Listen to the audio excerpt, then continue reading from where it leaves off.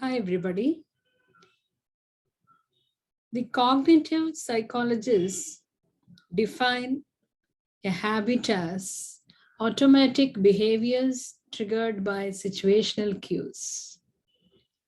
The products and services we use habitually alter our everyday behavior, just as their designers intended. Our actions have been engineered.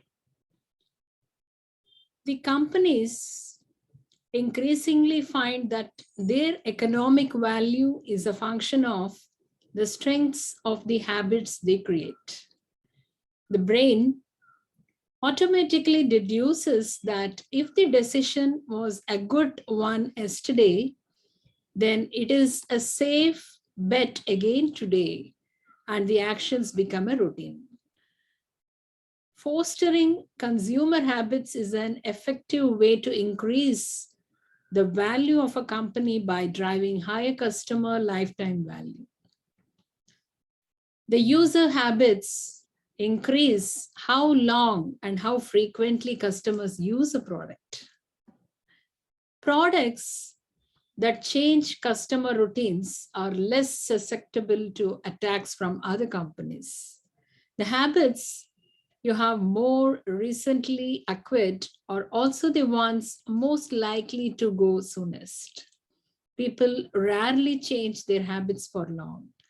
When we change our routines, neural pathways remain etched in our brains, ready to be reactivated when we lose focus. The behavior that occurs with enough frequency and perceived utility enter the habit zone. That will make it as a default behavior too. If either of these two factors falls short, it is less likely the desired behavior will become a habit. A habit is when not doing an action causes a bit of pain or itch. Seeking pleasure and avoiding pain are two key motivators in all spaces. New habits need a foundation upon which to build. Triggers provide the basis for sustained behavior change. Habits are built like pearls in an oyster. Too many choices or irrelevant options can cause hesitation, confusion, or worse, abandonment. Reducing the thinking required to take the next action increases the likelihood of the desired behavior occurring unconsciously. When a product becomes tightly coupled with a thought, an emotion, or a pre existing routine, it leverages an internal trigger. Emotions, particularly negative ones, are powerful internal triggers and greatly influence our daily routines.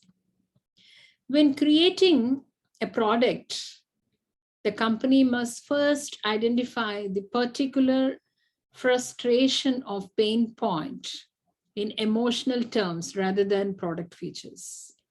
When creating your product or service, focus on what people actually do rather than what they wish they did.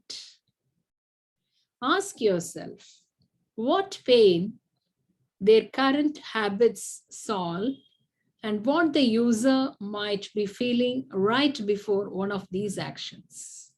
If you want to build a product that is relevant to folks, you need to put yourself in their shoes and you need to write a story from their side. Write user narrative. Ask the question, why, until you get to an emotion. Usually it's the fifth why. External triggers tell the user what to do next by placing information within the user's environment. Internal triggers tell the users what to do next through associations stored in the user's memory. To initiate action, doing must be easier than thinking.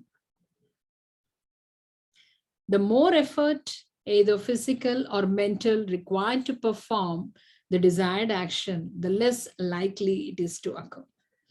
Three ingredients are required to initiate any and all behaviors. The user must have sufficient motivation. The user must have the ability to complete the desired action, and triggers must be present to activate the behavior.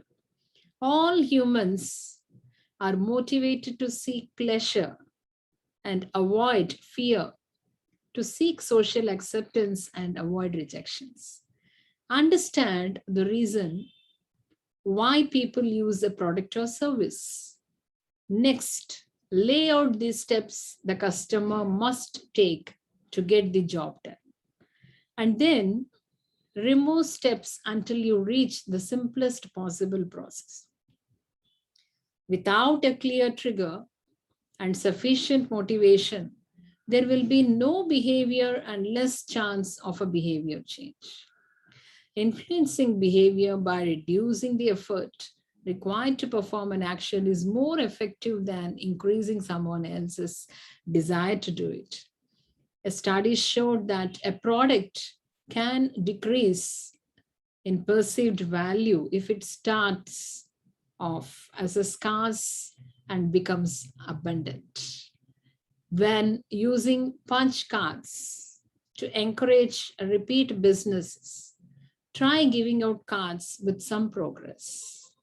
People will feel a bigger want and need to fill the card and get the reward. What draws us to act is not the sensation we receive from the reward itself, but the need to alleviate the craving for the reward.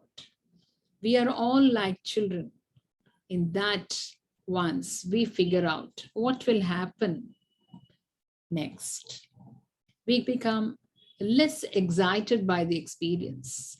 To hold our attention, a product must have an ongoing degree of novelty.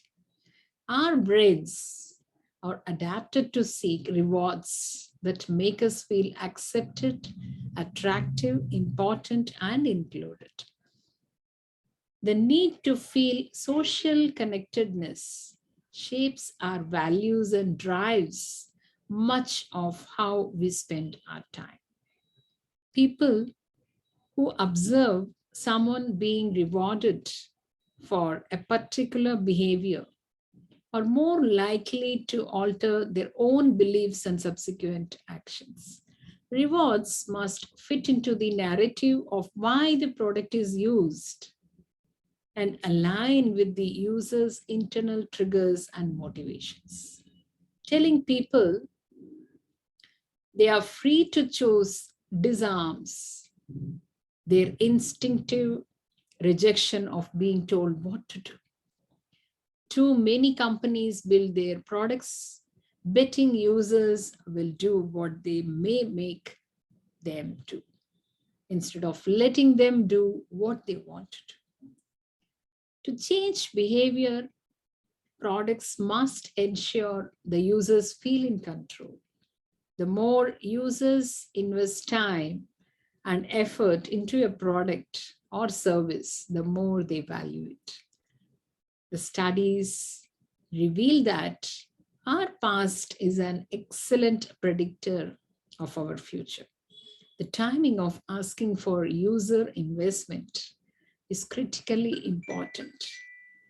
Ask for investment after users have received variable rewards. Reputation makes users, both buyers and sellers, are more likely to stick with whichever service they have invested their efforts to maintain a high quality scores. Once you have built a product, do a habit testing. First, dig into the data to identify how people are using the product. Study the actions and paths taken by devoted users. Finally, modify the product to influence more users to follow the same path as your habitual users. Stay blessed.